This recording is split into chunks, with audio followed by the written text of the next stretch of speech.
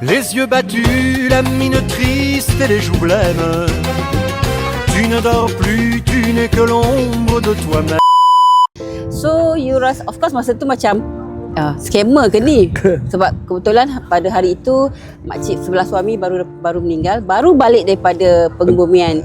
So masa tu tengah bincang nak uruskan hal ehwal arwah mangah.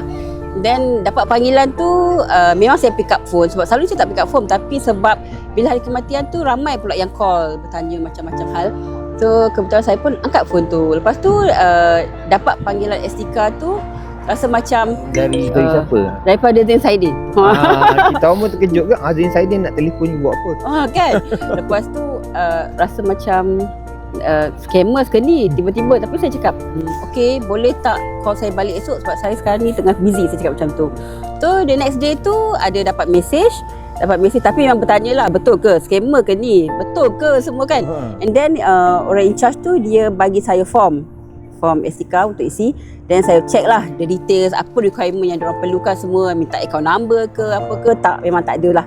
And then nampak address dia Terengganu. So saya check lah, saya google, memang head office dia dekat Terengganu. Lepas tu cakap dengan anak, mak dapat peraduan.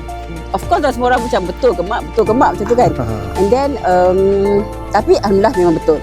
So kita pun start packing. Lepas tu we all pergi ke airport, naik Kuala Lumpur apa? Naik KLI Express. So